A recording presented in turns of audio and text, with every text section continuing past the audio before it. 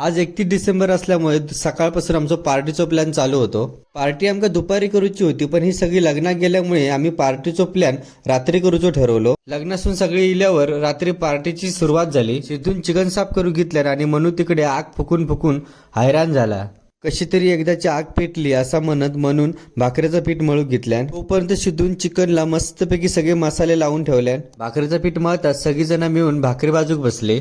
मित्रांनो, चुलीवरची भाकरी म्हणजे वाह, एक नंबर. भाकरी बाजूला होताच लगेच चुलीवरती टोप ठेवून शिदून चिकन शिजू घेतल्यान. मस्तपैकी फोडणी दिल्यानंतर त्यात सगळा चिकन ढकलून दिल्यान आणि हकना तकना परतूक लागलो.